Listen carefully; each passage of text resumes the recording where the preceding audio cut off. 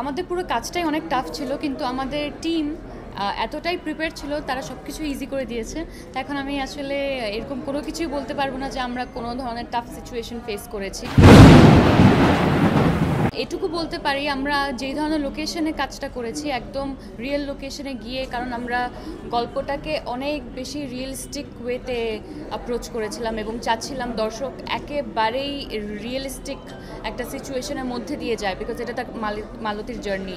তো অনেক বেশি আসলে আর্ট ডেকোরেশন কিংবা হচ্ছে সেট বানানো এই ব্যাপারগুলো ছিল না, যদিও একটা জায়গা সেট বানাতে হয়েছে, বাট তাছাড়া মোস্ট অফ দ্য প্লেসেস আমরা চেয়েছি আমরা একদম রিয়েল লোকেশনে শ্যুট করব, রিয়েল ক্রাউডের মধ্যে করব। সো ওইটা একটা চ্যালেঞ্জ থাকে, এত বড় একটা টিম নিয়ে পরিচিত মুখ নিয়ে আসলে রাস্তাঘাটে, লঞ্চে, ঢাকার বাইরে গিয়ে বরিশালেও আমরা শ্যুট করেছি। তো এটা একটু ডিফিকাল্ট হয়ে যায়, বাট আমাদের টিম ম্যানেজমেন্ট এত বেশি ভালো ছিল যে তারা অনেক সুন্দরভাবে জিনিসটা কন্ট্রোল করেছে। এবং আমাদের একটা ইচ্ছে ছিল আমরা ফার্স্ট লুক কিংবা আমরা নিজেরা আসলে ঘোষণা করব, এবং কাজটা হয়ে যাওয়ার পর সো আমরা আসলে ওই জিনিসটাও মেনটেন করতে পেরেছি।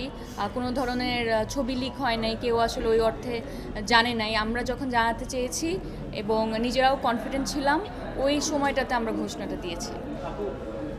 আপনার তো শুরু এখান থেকেই, ফার্স্ট সিনেমা ভাইয়ারও ফার্স্ট ডেবিউ এখানে।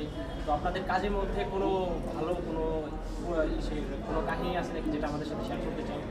ভালো কাহিনী বলতে আপনাদের কাজের মাধ্যমে কোনো দুষ্টামি, কোনো অভিজ্ঞতা আপনি দেখেন, এখানে আসলে মানে এই কাজের সাথে অনেক নতুন নতুন জিনিস এবং প্রথম জিনিস জড়িত আছে। যেমন আমার প্রথমবার বরিশাল যাওয়া, প্রথমবার লঞ্চে সফর করা, প্রথমবার পুকুরে নামা, প্রথমবার সিনেমা করা।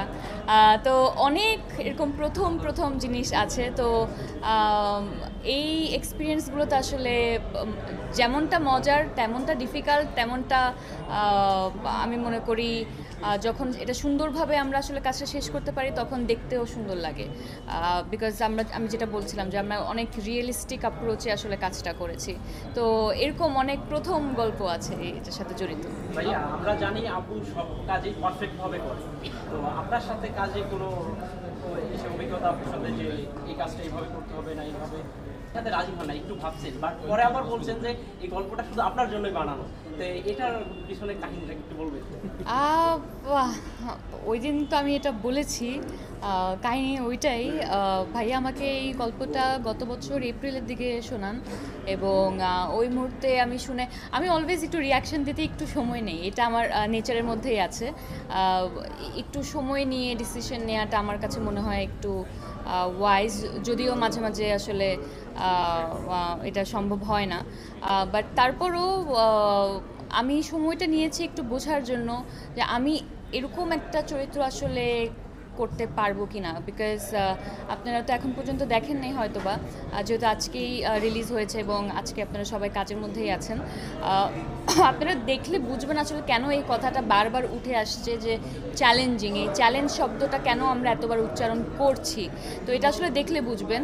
সো আমারও আসলে আমি কতটুকু কেপেবল এই চরিত্রটা করার জন্য, আমি পারবো কি না আমার নিজেকে বারবার প্রশ্ন করতে হয়েছে। আর বাট যেটা আমি ওই দিনও বলেছিলাম, শোনার পর আমি মনে মনে একেবারেই ডিসাইডেড ছিলাম যে অবশ্যই এই স্ক্রিপ্টটা আমি কোনোভাবেই আর কাউকে করতে দিব না, আমি আসলে এই চরিত্রটা করব। কিন্তু আমার আসলে নিজেকে প্রিপেয়ার করার জন্য একটু সময় দরকার ছিল, সেটাও অনেক দিনের না। আমরা জাস্ট হয়তো বা এক দুই সপ্তাহের মধ্যেই আসলে জিনিসটা লক করে ফেলি।